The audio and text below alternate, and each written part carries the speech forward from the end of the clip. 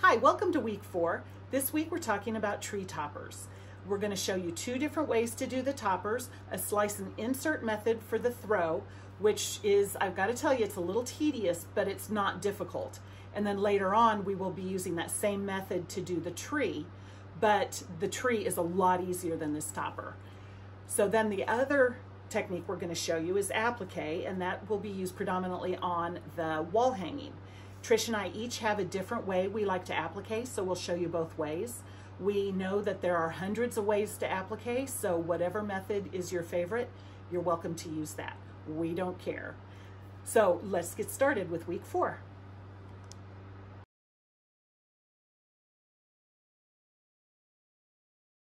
Hi, this is Jennifer, and today I'm going to be showing you how to make straight of grain tape, which is like bias tape, only the strips are cut on the straight of grain. So for this method, you need a bias tape maker that looks like this. You need your strips cut to whatever the measurement on your packaging says, and you need a pin and of course your iron. So this is what we're going to be making. This is what it's going to look like. So you have your strip cut on the straight of grain. Obviously, if you're going to make bias tape, you'd cut it on the bias. Once you cut it, angle the end, and that is for help. That helps it go through the little bias maker. And you just push it through. It gets stuck, but that's okay. That's why you have your pin. And you use your pin to force that through there.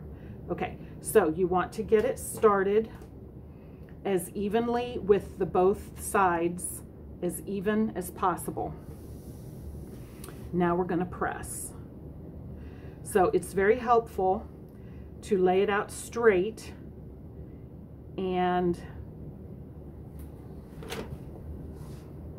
when you're pressing it, you're going to want to look on this end, but you really need to be looking over here, and you want that to feed into it evenly on both sides.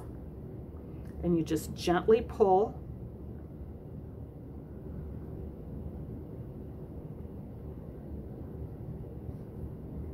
and keep straightening it as necessary, and go slow.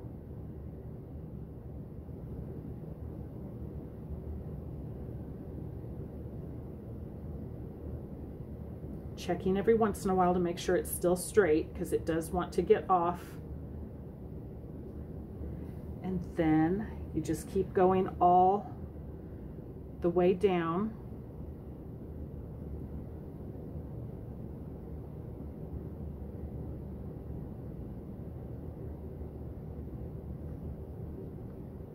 Once you get in the groove, you can go a little bit faster.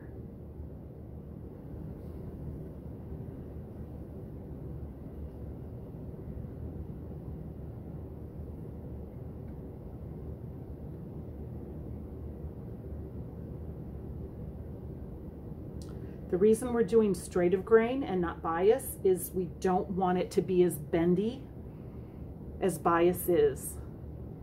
If you want it bendy, then of course do the bias. All right. There we go. There's your straight of grain tape.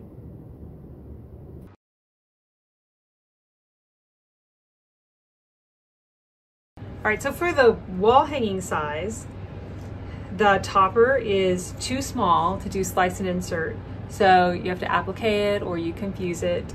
I'm going to hand applique, and I know this is my tree topper. And you can do this still in sections. I just prefer to go ahead and do it all at once. So I'm gonna have, my tree comes up here. So my first piece I'm just gonna have span across the whole thing.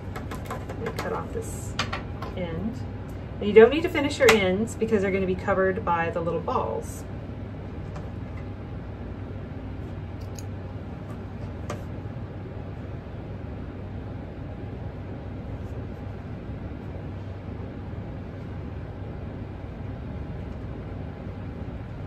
And then next I'm going to put down the piece that goes from the topper to the tree. and I just tuck that under.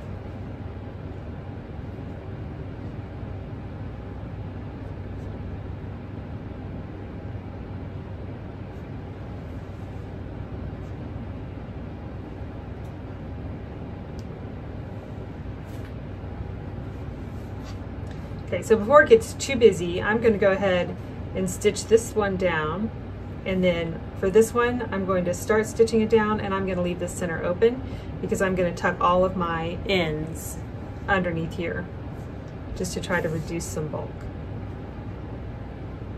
So when I hand applique, I like to use milliner's needles. These are by Tulip. I like these needles, and I like Arfill, the Mako two strand threads, and I also like this Mako 80, which I primarily use for English paper piecing, but I like it for applique as well. And I like to use a leather thimble, and in the top it's got a little piece of metal, so the needle's not going to come through, but I like the way it just kind of fits my finger, and it's soft. So I'll pull off some thread. Obviously, I don't care about matching.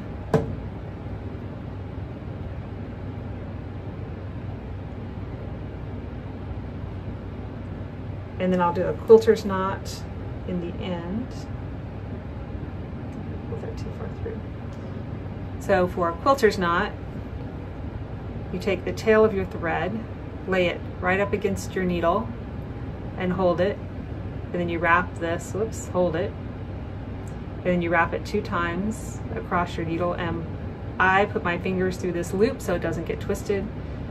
Pull your needle through, and as that loop closes, I let it go. And then you'll have a little knot at the end of your thread. Hopefully you can see that. Probably not. And then I'll trim that off.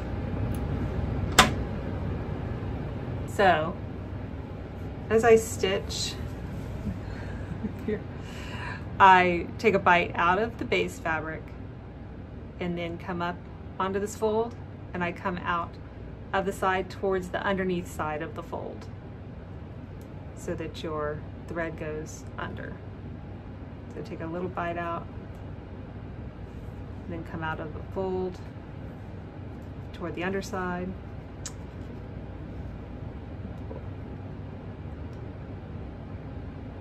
So you want to keep trying to get that underside so your stitches don't show.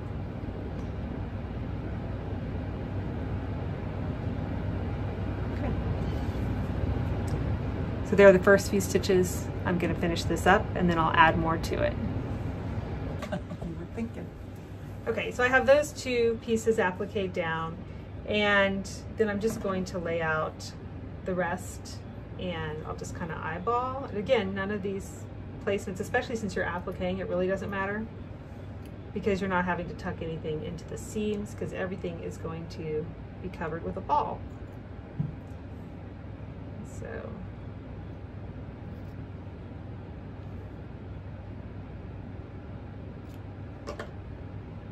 So I'll just take these, and as I place them, again, I'll place everything under here, applique that down, and then I'll place this one, applique this down. So once I get all of these little spokes appliqued down, then I'll come back and I'll probably trim out as much as I can under here and then stitch that down. And then the next thing will be the little balls.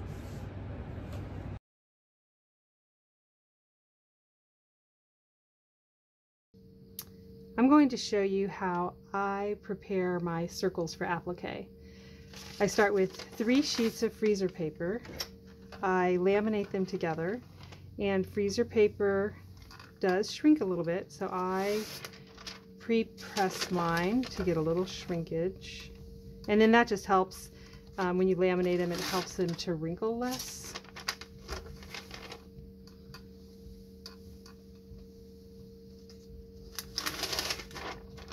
Okay, there's 1, 2, 3. I got a little thread stuck in there. That's okay. So there's 3 sheets of freezer paper laminated together, and then you just draw your circle for whatever finished size you need, and that's in the pattern, and it's different for both size quilts. So just look that up, and I like to mark in here what size it is before I lose track.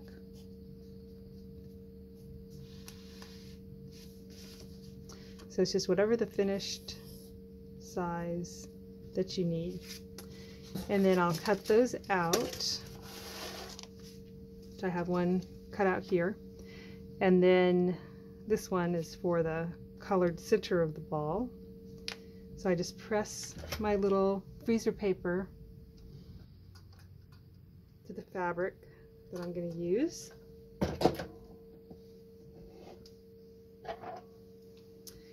And then I'm going to cut this out with a little less than 1/4 inch seam allowance.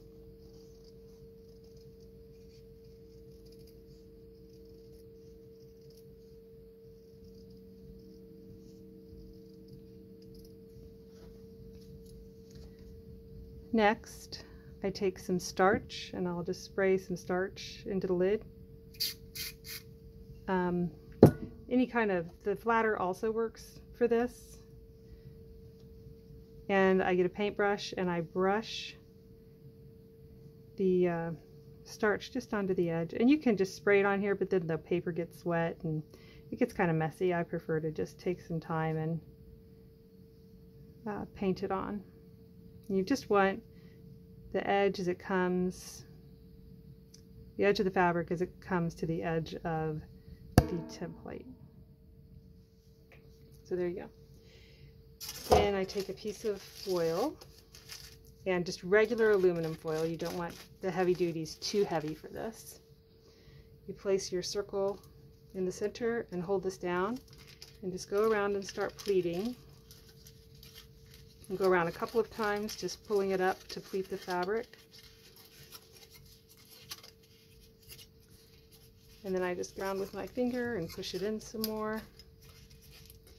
And at this point you can lift it up, and anywhere where you have points, just kind of pull it from the back.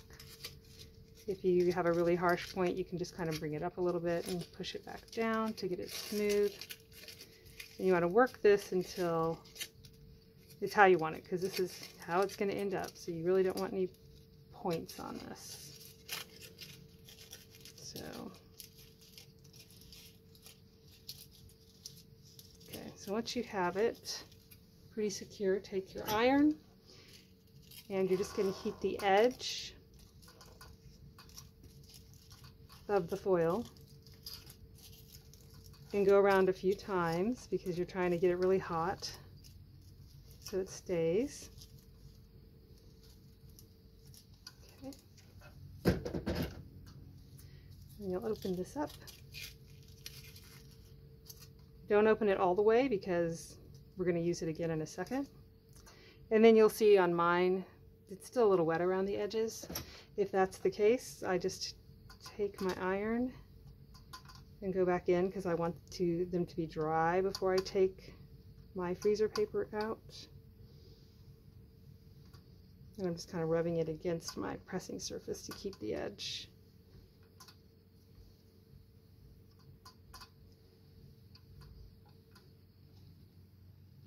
A little bit of a point right there. I'm just going to pull it. Okay. And once it's pretty dry, I probably should wait a little longer. Take that out, and then I like to press it one more time with my iron. You have a fold line there you can applique with, but I like to just get it down there pretty tightly, especially if you're going to machine applique. You definitely want it down there. Hand applique, all you really need is the line. Okay, so there's our first circle. So we'll do that again.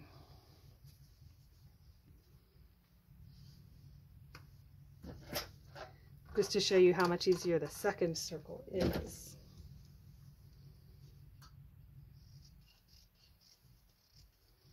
So again, turn this out. I don't have this secured very well. With a little less than 1/4 inch seam allowance. I'm going to press that again.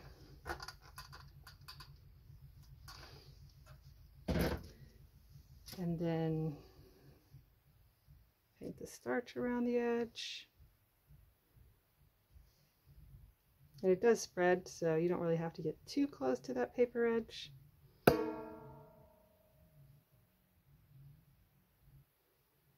Okay. And this time, when we poke it in there, it's almost like covering a button. If you've ever done that, just poke it in and it just pleats right up.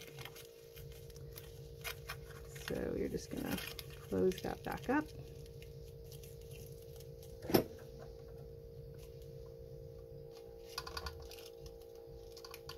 Press the edges. And the edge down here will get pretty hot, so you can just hold it from the top so you don't burn your fingers.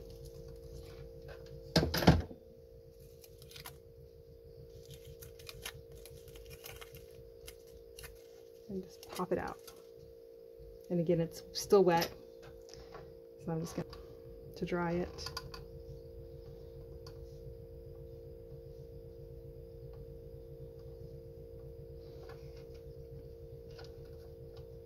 Press it on this side too.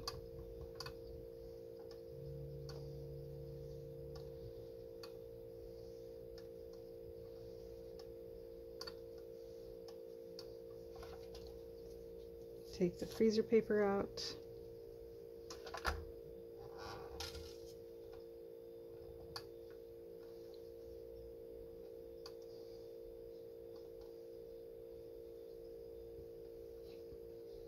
Okay. So then when I go to add this to my tree topper, I take my tree fabric, and I already have that prepped, and put the color on top of it. And then I'll hand applique this down. And if you're machine appliquing, Jennifer has another trick for machine applique, because it's a little bit different. You don't have as much control in this down. Once this is appliqued, you want to cut out the back before you applique that onto your quilt top. So that's how I prepare circles.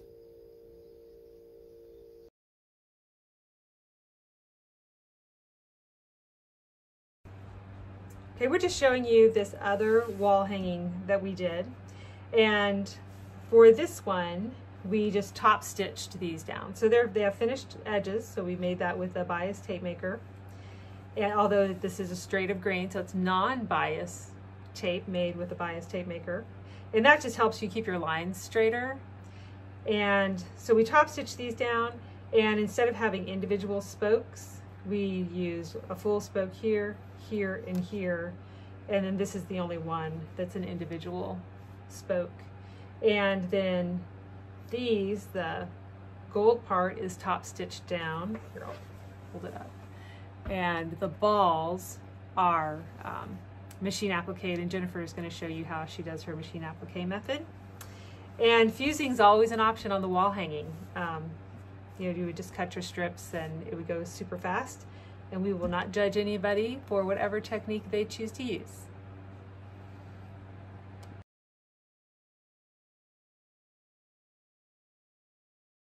Okay, so we moved our layout over to the cutting table. And this is our tree section. Just to double check, this is where our tree is going to hit. So this is the center of our topper. So our topper will take up these 6 triangles. So I'm just going to remove the tree.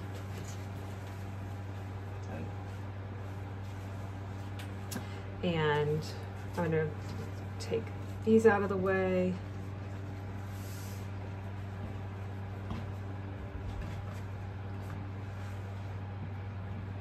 So these are the 6 we're worried about. I'm going to start on the bottom row. So I've got my tree fabric here cut into 1-inch strips. So this will finish at 1/2 inch. So the slice and insert's really simple for this topper. And I'm just going to look at my pattern, and we can see the first cut we do is on this bottom triangle, and we cut straight up and then one off to the side. So that's what we're going to work on. So the straight up the center is kind of important because that's where the tree, the top of the tree comes up. So I'm going to be kind of careful on this one. And then pull that aside. And then the next one, doesn't really matter, it just comes off to the side somewhere, so don't be too worried about it. And then when you sew, you're gonna insert that strip in the opposite order that you cut. So we'll insert this piece first. Okay, so we sewed our tree to the first piece, pressed it open, and this is a pretty crucial step. You want to trim, just line your ruler up with the triangle piece, trim that off.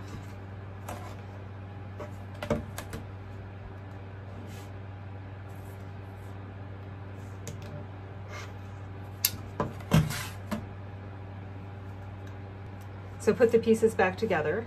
You're going to put right sides together, and then on this side just start with your 1/4 of an inch notch. So that little point of the V should come 1/4 of an inch from this seam allowance here. So stitch that. Okay, so we've stitched the two pieces together, pressed it open, and this cut line is where you want to line those up. And you can see it kind of ends up kind of wonky out here, and that's just because of the other cut intersecting it. So I'm just going to trim that off. And I'll trim this little dog ear off.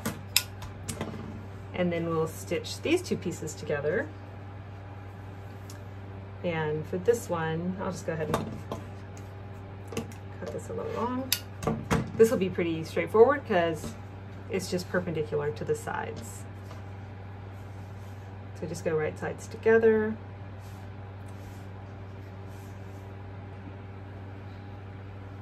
Okay, so we have this stitch together, and I always press towards the tree just to reduce the bulk, because if you're pressing them even open, you're going to end up with a lot of buildup that way, but there's nothing on that tree side. So we'll trim this, and you trim just so you have a reference point when you connect them, otherwise they're not going to line up. And for this, I'll just go ahead and trim it down that way. And I know this is going to be longer than I need, so I'm just going to line it up on this end, right sides together, and stitch that.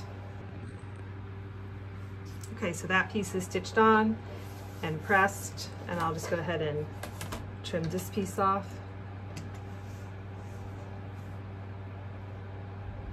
And if you want, you can just grab, if you have the 60-degree triangle ruler, you can use that at this point to also trim those off. I'm just going to trim that little point off. You can even get back behind here and trim these little dog ears off if you want to get rid of some bulk.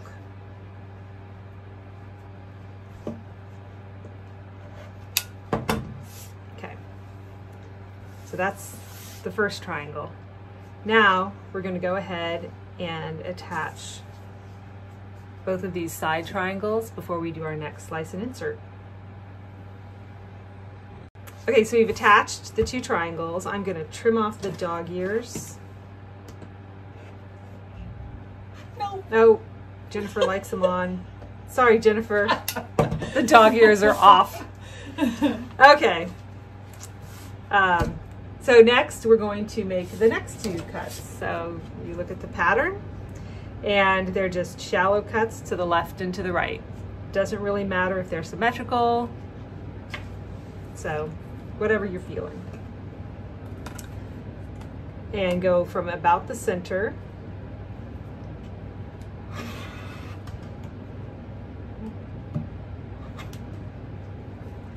and then this one, I think I'm just going to go down a little further.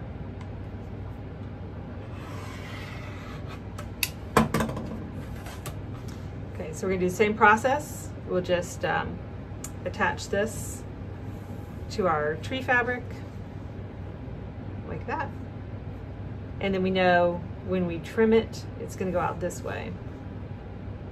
So I'm just going to take my next piece and come pretty far down and add that one, so I can just stitch that all at once.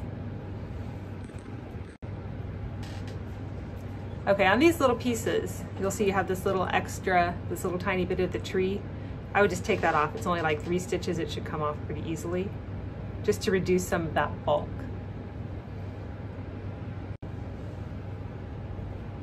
Okay, so here we've sewn that seam, pressed it over, pressed it again towards the tree. And now I'm just going to trim these in line.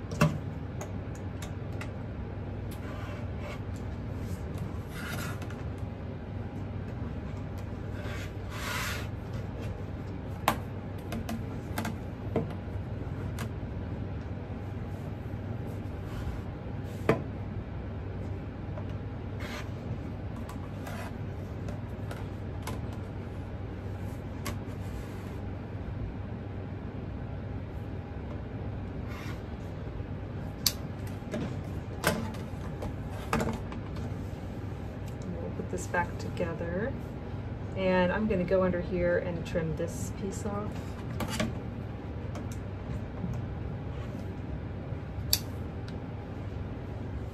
And I'm going to trim this off. Anything to kind of reduce that bulk as these things intersect. So this will attach here, and then this one will attach here, and I cut this first and this second. So I'm going to sew this side first, this side second, because you always piece the reverse of how you cut. So when I go to sew this one together, my main concern is that these seams line up. So I'll just peek under there, fold it up. It's a straight line, so you'll just be able to place it, and as long as that comes and lines up with that and matches up here, you're good to go. So we'll sew this, press it open, and we'll attach this in the same way and press that open. Okay, so we've sewn the first side, and I'm gonna, again, trim things down.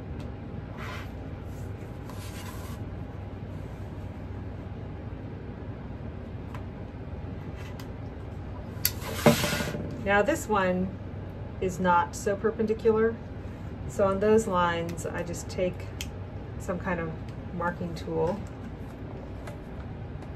and I'll line up my ruler along that seam line, and then just transfer a little line just in the seam allowance. Oops.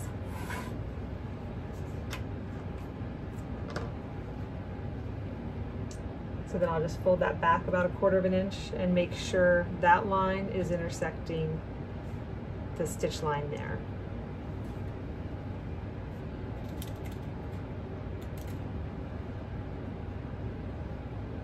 And then I'll pin it and then stitch this one.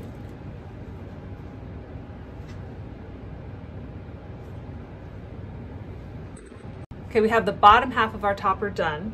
We'll proceed the same way to do the top half. And if you flip it over, trim out any excess fabric you can on this little point here, because that gets a little bulky.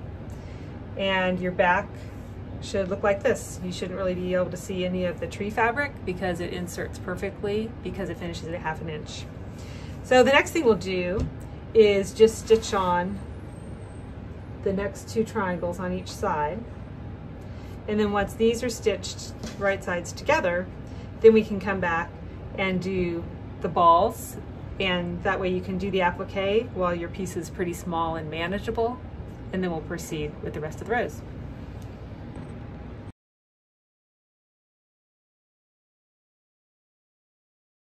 Hi, this is Jennifer, and I'm going to show you how to machine applique.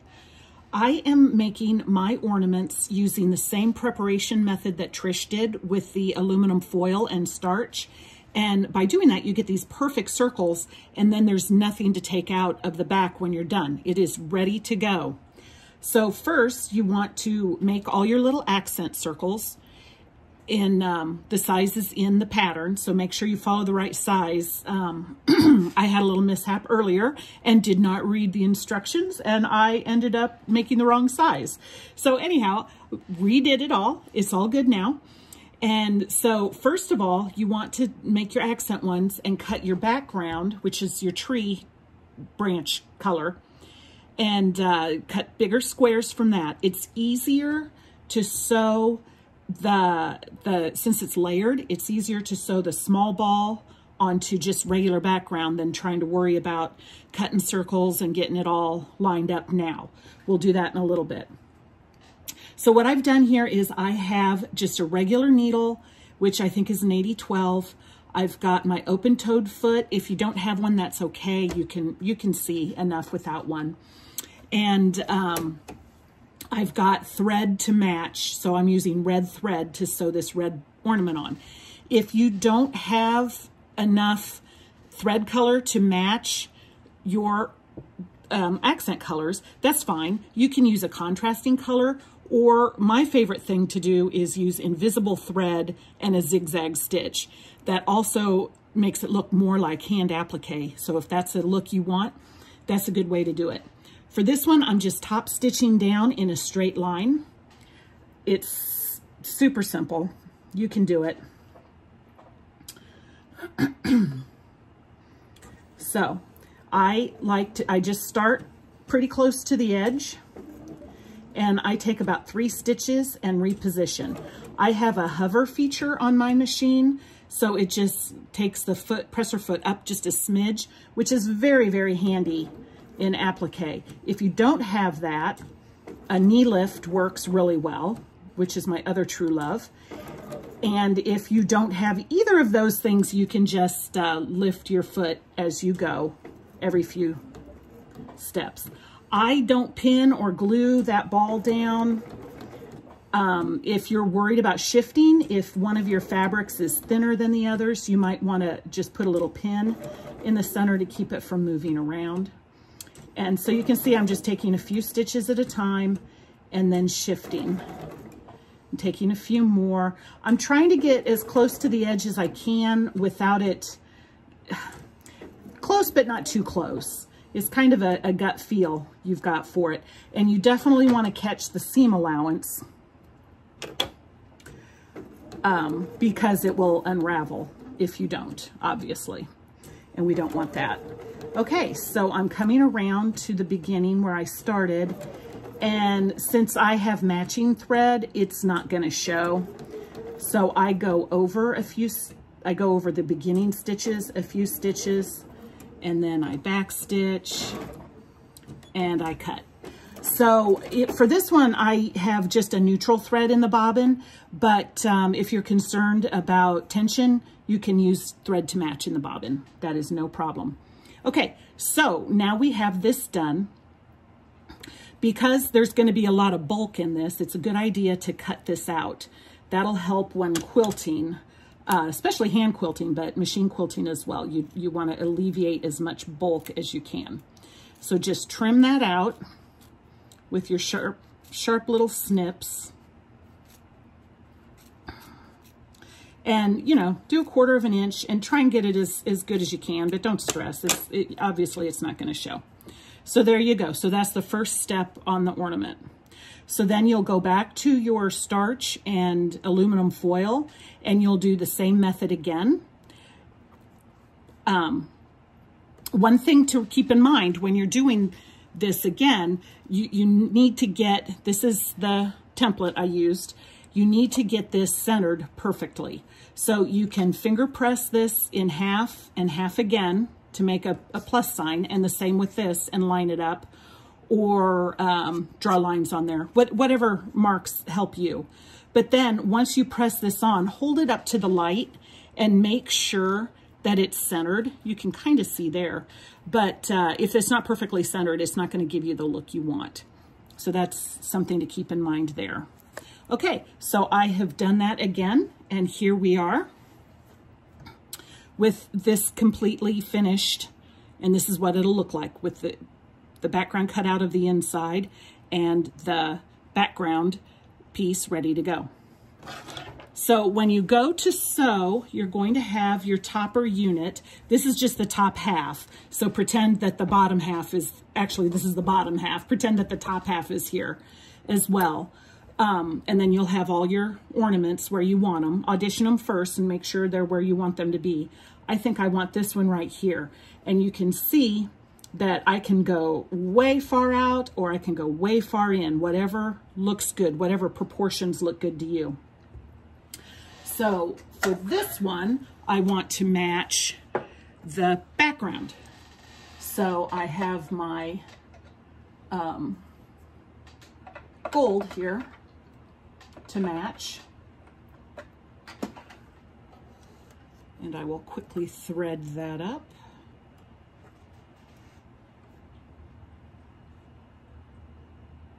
I have a threader on my machine, but it and I do not get along, so I don't really use it much. Maybe someday.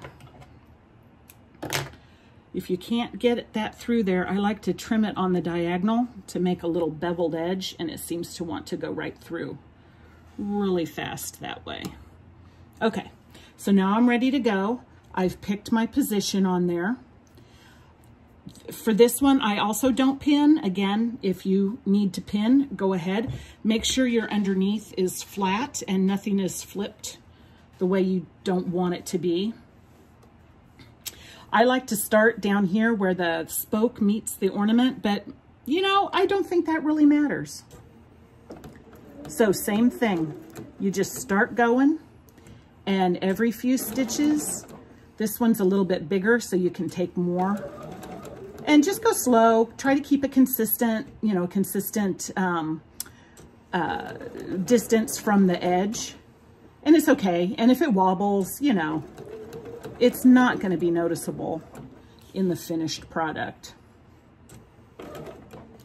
So here we just keep going around. Oops, see, I got off right there. So what I'm going to do to fix that is I'm going to go backwards and get back up on there.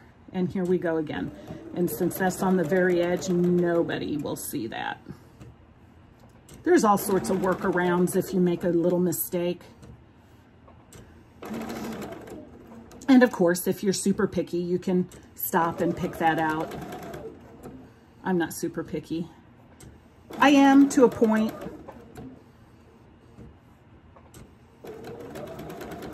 I'm not about house cleaning. Okay, so we're back to the beginning. I forgot to trim. I like to trim that starting point a little bit sooner than that. Anyhow, I'm gonna sew over, back stitch, and cut. And there you have it sewn. And again, we're going to cut out the back. And this is kind of fun because there's all these seam allowances that come together underneath this. So we're going to be cutting all those out, alleviating even more bulk.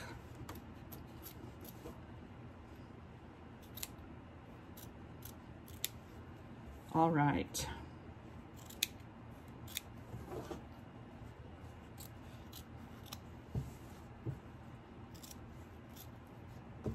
I'm kind of going fast. Normally this would be a little bit better, but there you go. That's what the back's gonna look like. And there's your front. And you keep on going and do all 7. So that's week 4. Next week, come back and we'll conquer the tree.